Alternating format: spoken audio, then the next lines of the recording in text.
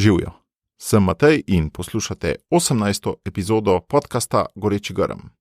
18 je kar zanimiva številka, ne vem na kaj asocira vas, mene asocira na zrelost. In tudi ta podcast je v svoji 18. izvedbi postal toliko zrel, da se mi je zdel zdaj pravi trenutek, da je današnja epizoda nekoliko posebna, da v njej ni nobenega gosta, bo zato seveda tudi nekoliko krajša. V njej pa želim spregovoriti o tem, zakaj sploh ta podcast in zakaj sploh je smiselno govoriti o gorečih grmih. Zelo bom vesel vašega odziva na to epizodo, ste to že vedeli ali niste, vas je karkoli presenetilo ali ne, tako da na matej@socialna-akademija.si lahko pišete, tudi če bi se radi kaj dobili, predebatirali kakšno stvar, dobrodošli. Zdaj pa gremo kar v akcijo. Že veš, kaj je tvoj edinstven prispevek k boljšemu svetu in kako ga udejanjiti?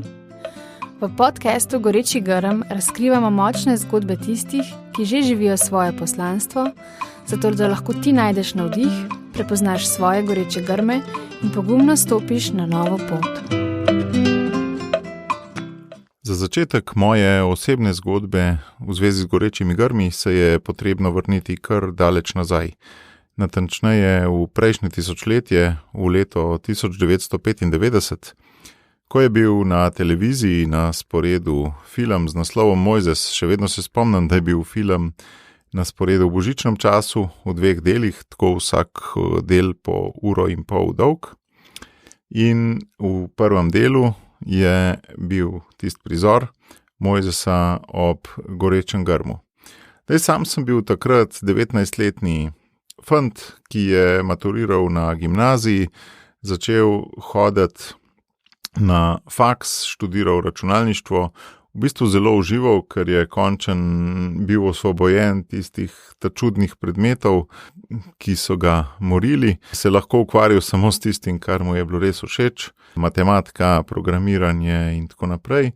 Zraven pa v prostem času fini prijatelji v mladinski skupini. Skupaj smo se pogovarjali, naredili kakšno dobro delo ali pa kakšno, rekli smo temu, zdravo neumnost. Sem ter tja kdaj potoval na ta tezejska srečanja in tako naprej. Skratka, imel sem en tak občutek, da življenje res zajemam z veliko žlico, da rastem, da se mi svet odpira, da se vedno znova širi in širi, spoznavam nove ljudi, udomačujem različne kraje. In ta prizor Mojzesa ob gorečem grmu je na nek način ponazaril prav to mojo izkušnjo. Ta prizor je imel določene značilnosti, zaradi katerih v bistvu me je toliko fasciniral. Najprej seveda ta, da je Mojzes dobil ob tem prizoru poslanstvo. Njegovo življenje je v bistvu dobilo nalogo, dobilo je smisel. Ni bil skupek celic ali pa nekih kemijskih snovi ali pa atomov, ki bi bili po nekem naključju zbrani skupaj, ampak je celo njegovo bivanje dobilo en globlji smisel in globljo nalogo. Na nek način je bilo to zelo, zelo močno sporočilo zame, da smo rojeni za nekaj več. Ta goreči grm je bil zelo nenavaden kot pojav. Mojzes se mu je čudil, ker je gorel, pa ni zgorel. Tudi sam sem v tistem obdobju spoznal mnoge nenavadne stvari, ki sem se jim čudil. Ob gorečem grmu je Mojzes prepoznaval darove, za katere prej niti ni vedel, da jih ima. Naprimer, ko je palco vrgel po tleh in se je spremenila v kačo, ali pa roko dal pod obleko in je postala gobava in potem ponovno in spet nazaj ozdravljena. Ampak zanimivo, da teh darov ni dobil pač tako, da bi jih pač dobil za brez veze, ampak vsi ti darovi so bili v službi tega, da bo lahko faraona prepričal v poslanstvo, ki ga je mogel opraviti. Torej, da so te darovi, ki jih je dobil, bili v bistvu podrejeni njegovemu poslanstvu. To poslanstvo od Mojzesa pa ni bilo kar neki. Bilo je nekaj v bistvu zelo zahtevnega, težkega, časovno težkega, 40 let, da izraelsko ljudstvo, ki je trpelo pod Egipčani, pelje v deželo, čist nekje drugje, ki jo bo mu Bog pokazal. to njegovo poslanstvo ni bilo samo njemu namenjeno, ali pa ni bila njegova strast, nekaj, v čemer bi on užival, v bistvu prav nasprotno, on si ni želel tega, ne? Ampak je bilo namenjeno drugim. To njegovo poslanstvo je bilo v bistvu služenje drugim, ne? Mnogi drugi ljudje so na nek način profitirali od tega, kar je Bog po gorečem grmu Mojzesu naročil. In to je Mojzesa pravzaprav presegal. Ja, njegovo poslanstvo ga je presegalo, ampak Bog mu je obljubil, da bo skupaj z njim, in skupaj z njim je pač to poslanstvo imelo smisel in je bilo izvedljivo. Zdaj, kako sem ta prizor Mojzesa ob gorečem grmu takrat dobil sam? Bil sem na pragu vseh življenjskih odločitev, možnosti so bile zelo odprte, takrat se je tudi svet kar globaliziral, tudi nasploh iz Jugoslavije se nam je odprl v samostojni državi nek nov svet, neke nove priložnosti, en nov optimizem, takrat je bila tudi tista kriza izgube jugoslovanskih trgov že mimo. Mnogo izbir sem čutil, ki so možne, čutil eno veliko svobodo, kaj vse je možno, po drugi strani pa tudi pritisk, da se mi je bilo težko odločati, in opažam, da sem zdaj nazaj opažam, da sem imel en tak močen pritisk, da se moram odločiti prav, in nisem vedel, kaj je tisto dokončno prav. Čutil sem, da je to, kar dobim, tako kot je Mojzes to dobil ob gorečem grmu, pomembno in lepo, da dam naprej. Da marsikaj v življenju dobim, nekatere darove, nekatere lepe dogodke, in da je pomembno, da gre to naprej. Po drugi strani pa sem imel seveda tudi sam določene šibkosti. Ena taka šibkost moja osebna, ki jo tisti, s katerimi se osebno poznamo, tudi poznate, je slabovidnost. Zaradi tega sem večkrat mogel kaj narediti drugače, ali pa česa nisem mogel narediti. Ravno v tistem obdobju seveda je bil tak issue izpit za avto, ki ga pač nisem mogel delati zaradi oči, tako kot vrstniki. In to je po drugi strani bilo en tak vir skrbi, a se bom uspel, to takrat nisem s temi besedami rekel, ampak a se bom uspel vključiti v družbo ali ne, kakšna bo moja vloga, kakšno bo moje mesto. To po eni strani je bilo sicer to, wow, koliko je možnosti, po drugi strani je bilo pa to obenem tudi skrb, a mi bo uspelo, a mi bo vključitev v svet odraslih, polno stvari še ne znaš, si jih ne predstavljaš, so neznanka, kako sploh v svetu odraslih funkcionirati. Zdaj, ta prizor Mojzesa ob gorečem grmu je imel zame prav konkretne posledice. In sicer, ko sem nekaj dni zatem o tem še premišljeval, ja, res se me je stvar dotaknila, da sem še naknadno premišljeval o njej, sem opazil, da si tudi sam želim biti na nek način podoben Mojzesu, in sem se šele z 20 leti, potem naslednje leto, vključil k skavtom. K skavtom se ljudje vključijo običajno že veliko prej, pogosto jih že starši. Sam sem se pa takrat, ko je vsega, v narekovajih, vsega talebga pri skavtih že konc pravzaprav. Ampak ni bilo čisto tako, jaz sem se namreč vključil k skavtom ravno s tem namenom, da bi tudi pomagal pri vodenju mladih. Kot je bil Mojzes voditelj, sem tudi sam čutil na nek način to poslanstvo, da bi lahko nekaj dal kot voditelj. No, in to se je potem res zgodil. Imel sem pri skavtih potem, če se tako izrazim, zelo strmo kariero. Bil sem še udeleženec 2 leti v klanu, torej tam, kjer še ne prevzemaš voditeljske vloge, ampak drugo leto sem že hkrati tudi sovodil volčiče, to so bili takrat najmlajši otroci, torej tam nekje 2. do 4. razred, takrat ne 8-letke, potem pa še v nadaljno voditeljstvo, drugi projekti, in kar hitro se potem znajdeš na državni ravni, vodiš druga usposabljanje za voditelje in potem si kar povabljen v izvršni odbor celotne organizacije. In lahko rečem, da je prav ta film, ta prizor Mojzesa ob gorečem grmu, ki je pri meni zanetil vključitev v skavte, v naslednjih nekaj letih povzročil tudi pri meni, tako kot pri Mojzesu, eno tako naglo rast v kompetencah, kaj vse sem se naučil delati dogodke s par 100 ljudmi, voditi, načrtovati stvari, ogromno enih znanj v povezavi z naravo, družbo, spoznal mnoge ljudi, kraje, tudi spoznal svojo ženo, najboljše prijatelje, skratka res postal čist novi človek, lahko rečem. Kaj ta simbol gorečega grma pomeni za vse nas, ki ustvarjamo ali pa poslušamo ta podcast. Verjamem, da je vsak od nas na ta svet rojen z enim edinstvenim poslanstvom in tudi z enimi edinstvenimi darovi, talenti, lahko rečemo karizmami, ki so dane za to, da bo lahko to poslanstvo uresničil. Vsak od nas je rojen za nekaj velikega, ne za neke stranske naloge, ampak za velike naloge, za vizijo, ki nas presega, ki nas pretrese, ob kateri te zmrazi. Takrat, ko rečeš ne, jaz pa gotovo ne morem biti neki tazga, to me presega, takrat je morda to tisto poslanstvo, kot ga je Mojzes čutil ob gorečem grmu. Namreč poslanstvo te res lahko presega. Ampak, če se spomnite, včasih smo se hecali tako, nas pa Rusov je 100 milijonov, češ koliko nas je Slovencev velik. Na podoben način jaz parafraziram ta izrek, da je mene in Boga 100 milijonov. Se pravi, ja, mene je malo, ampak skupaj z Bogom me je veliko. In če je to moje poslanstvo, za katero sem rojen, res požegnano od zgoraj, potem so tudi tiste stvari, ki te zmrazijo, vredne tega premisleka in so morda res tista zgodba, ki si je sploh še nisi predstavljal, da je tista tvoja zgodba. Tako da nismo sami. Brez njega, brez Boga najbrž res ne moremo veliko storiti, sem pač sam.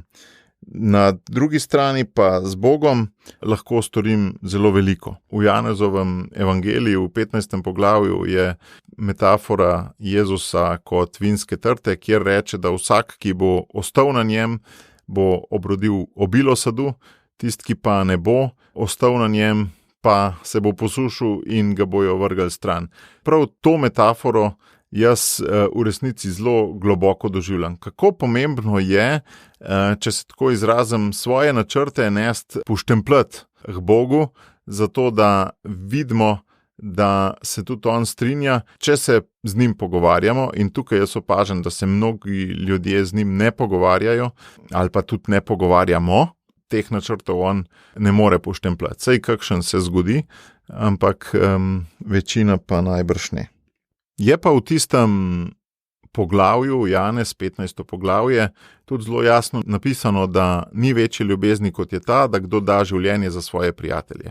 Tako je tudi Mojzes dal življenje za svoje prijatelje, za svoje ljudstvo, in tudi mi, naša poslanstva ponavadi niso zato, da bo nastala neka slika ali pa zato, da bomo uživali v nekem športu egoistično, ampak prava poslanstva, edina vredna tega, da se jim reče poslanstvo, po mojem mnenju, ni nujno, da prav razmišljam, so tista, ki so namenjena prijateljem. Torej, kjer je nekdo, ki bo od teh poslanstev profitiral. Ali je to vzgoja otrok, ali je pomoč kakšnim deprivilegiranim družbenim skupinam, ali je to nek učitelj, učiteljica, ki poučuje otroke v razredu, ali je to trud v politiki na občinski ravni ali na nacionalni ravni ali na mednarodni ravni. Karkoli delamo, na koncu tega dela so vedno neki ljudje, ki bodo s tem dobili, ki bodo s tem šli na bolje, ki bodo s tem prišli v neko obljubljeno deželo. To poslanstvo, ki ga Mojzes ob gorečem grmu dobi, se po eni strani čuti kot zelo veliko breme. Ne, jaz pa nočem tazga življenja, ki bo trpljenje, jaz bi rad živel bolj lagodno, rad bi živel enostavno, rad bi živel brez nekega prevelikega pritiska. In to je mogoče nekoliko varljivo, da je tako poslanstvo, če sledimo svojemu gorečemu grmu, kar ves čas trpljenje. V resnici ni.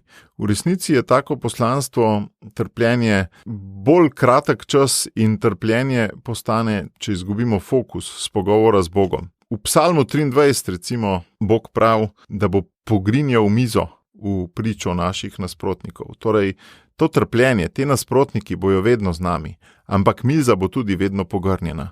In nič se nam ne bo zgodil hudega, če bomo svoje poslanstvo uresničevali. naši nasprotniki bodo ves čas na vidiku. Zdaj, kdo so ti naši nasprotniki? A so to neke skušnjave, ali so neke naše slabosti kot lenoba, kakšne zasvojenosti ali kakšne šibkosti, ki so nam že dane ali od rojstva ali pa kasneje so se zgodile, so nam jih tudi drugi povzročili. Ampak, če bomo imeli fokus na polno mizo, ki nam je skozi pogrnjena, nam tudi s temi nasprotniki na očeh stvari ne bodo hude. Kajti za naše poslanstvo, za tisto poslanstvo, ki smo ga v gorečem grmu spoznali, vedno, to pa verjamem, za tisto poslanstvo vedno obstaja pogrnjena miza. Zdaj, kaj pomeni ta simbol pogrnjene mize?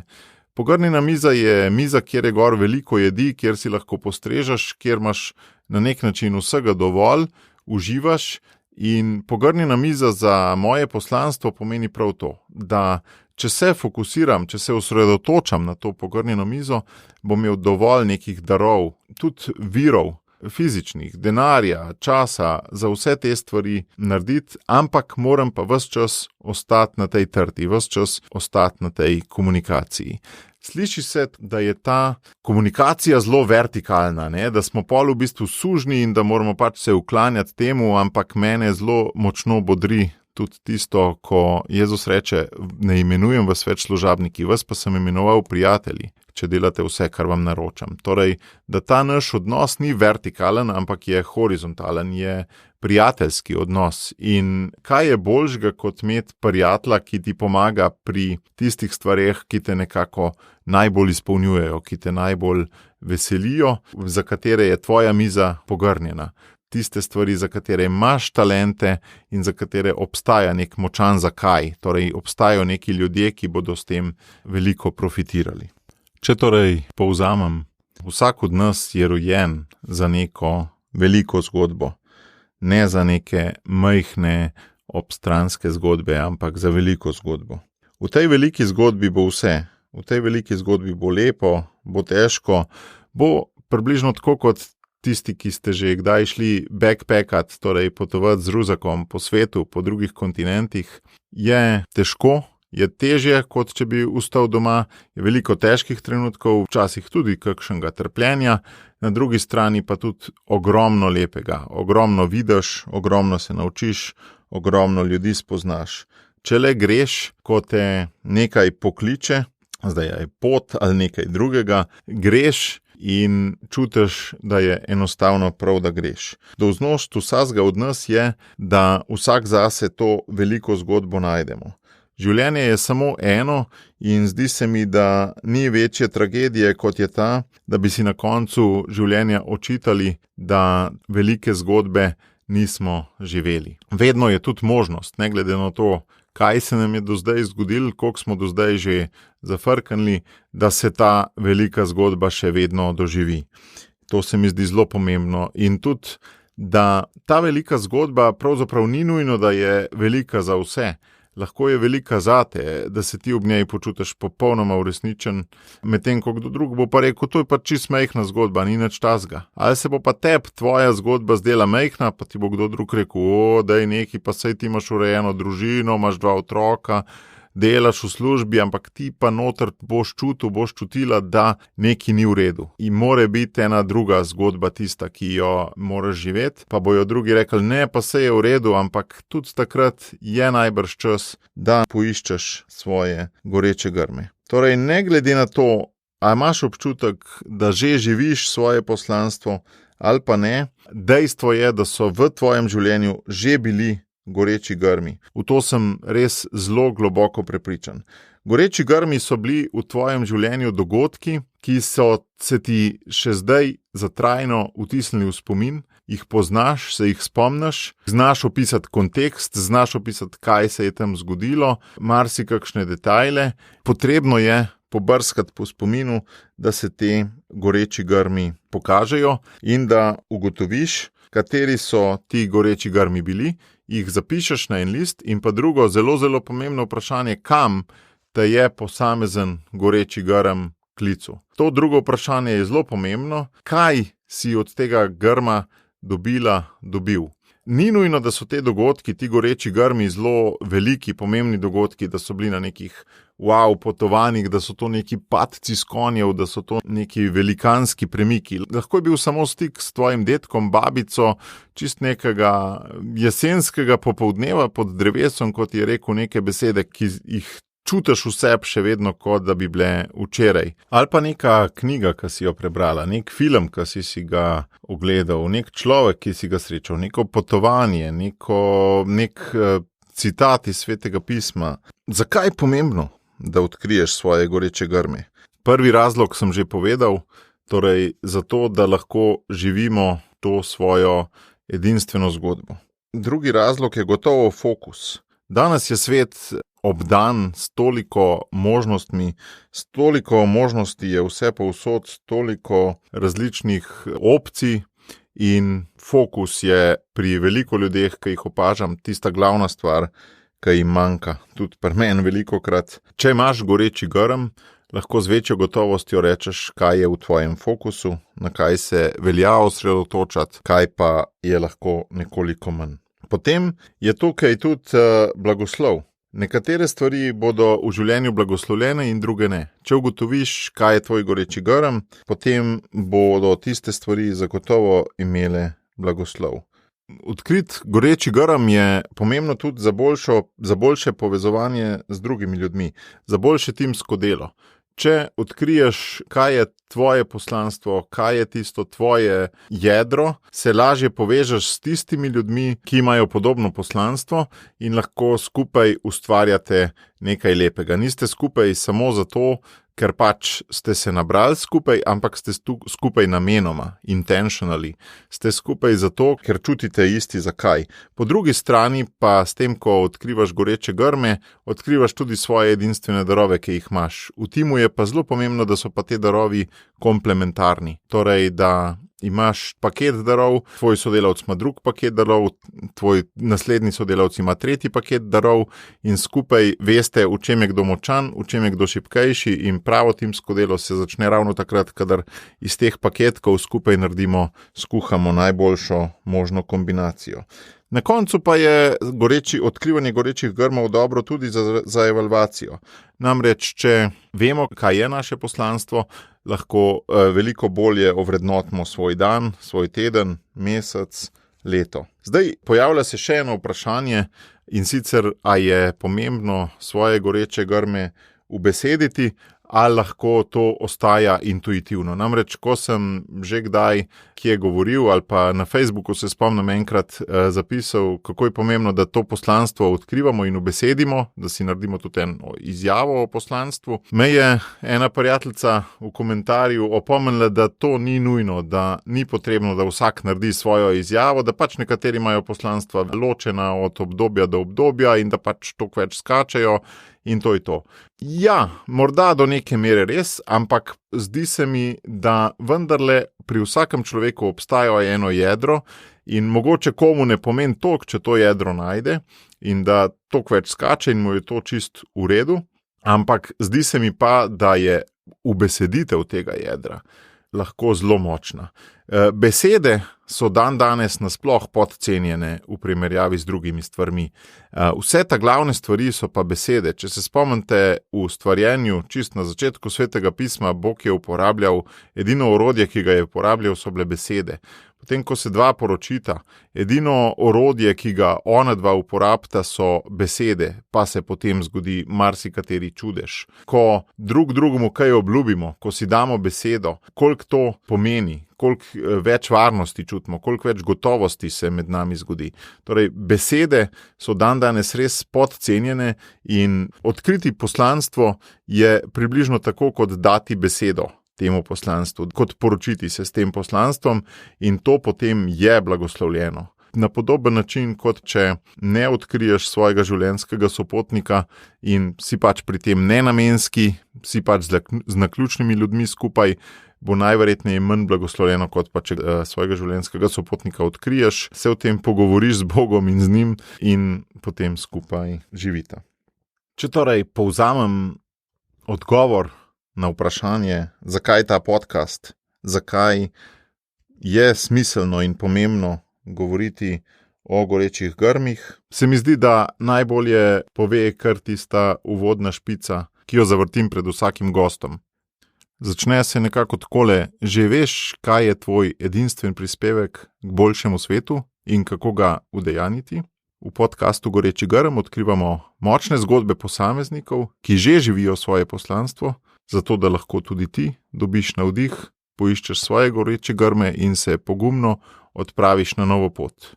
Veliko stvari je tukaj noter, ki sem jih danes že povedal in so tukaj noter skoncentrirano napisane. Torej, gre za pogum, gre za pot, da nismo statični, ampak smo na poti. Gre za to namensko vedeti, kaj je, zato da lahko se temu tudi predamo. Pravzaprav lahko zase rečem, da sanjam svet, v katerem bodo skupnosti sestavljene iz posameznikov, ki bodo prepoznali svoje goreče grme. Predstavljam si, da bodo družine sestavljene iz posameznikov, ki bodo skupaj prepoznali svoje goreče grme. Da bodo podjetja sestavljena iz posameznikov, kjer bo vsak znal prepoznavati, kaj je edinstvenega pri njem in pri njegovem sodelavcu, in da se bosta skupaj povezala v fantastično ekipo, ki bo boljšala svet. Predstavljam si, da bo cerkev, da bodo župnije sestavljene iz posameznikov, kjer bodo vsi prispevali, kjer bo vsak našel nekaj, kar lahko prispeva v skupno dobro, da bodo politiki, države, občine sestavljene iz takih posameznikov, da bodo imeli podobne goreče grme, se bodo v njih pogovarjali, bodo sanjali boljši svet in bojo dali na kup svoje darove, komplementarne darove, zato da se bodo te njihove sanje potem tudi uresničile. Za konec pa še povabilo. Te dni sem na Facebooku odprl skupino Goreči grm. Pridružite se ji, pa bomo skupaj kakšno rekli o tem, kako doživljamo svoje goreče grme, morda drugemu postavili kakšno vprašanje, si nanga odgovorili, morda dam tudi jaz gor ali pa vi še kakšen link navdihujoč za vse tiste, ki goreče grme radi iščemo. Vsekakor pa vabljeni k poslušanju naslednjih epizod podcasta Goreči grm, ki pridejo, ko bom imel spet nove goste. Pa se vidimo, srečno.